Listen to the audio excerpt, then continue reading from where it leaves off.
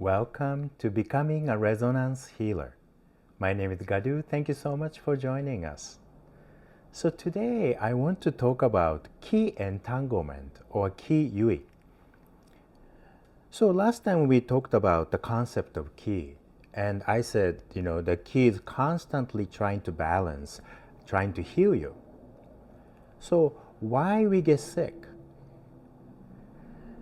When ki is flowing freely and naturally, we stay healthy and balanced.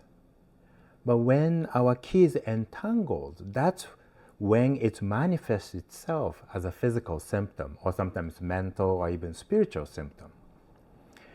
And those entanglement we call ki entanglement, or ki yui in Japanese.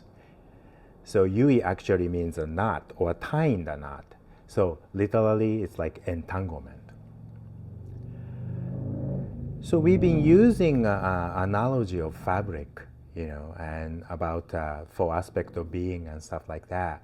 So if you think about it, when you are sewing, when things get, those little tiny fiber of string can get attached to each other, that's when the string get entangled, so then we can't go anymore. So then we have to take time to untangle the string in order to continue,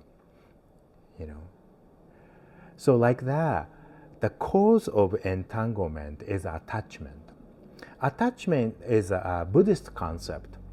We can get attached so many different kinds of things. We can get attached physically, mentally, and spiritually. Physical attachment is like, your eating habit, or sometimes your addiction, things about the environment and stuff like that. And mental attachment could be your self-image, your attachment to certain memories or perception or belief.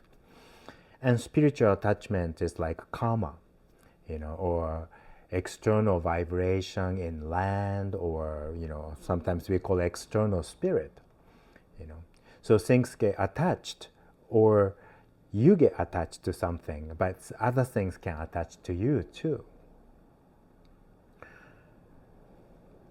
So flow of ki, flow of nature is constant. Things are constantly moving, constantly transforming. But when you get attached, you can't change and adapt and adjust. So that's why things get entangled. So to let go of the attachment, you have to open your kokoro. So that's why it takes time to let go of attachment and let go of entanglement sometimes. As a resonance healer, you can let go, through the healing process, you can let go some of the superficial entanglement, or entanglement in a surface level. But if entanglement is coming from something deep attachment of the person, then you can actually help to identify the nature of attachment or nature of entanglement, and guide the person to let go of the attachment. But you can't make the person to let go, or you can't make the whole entanglement or attachment go away. That's why the healing takes time, and that's why healing is a journey. So this is kind of how healing happens, and that's how we can get sick too. So we'll continue to talk about it.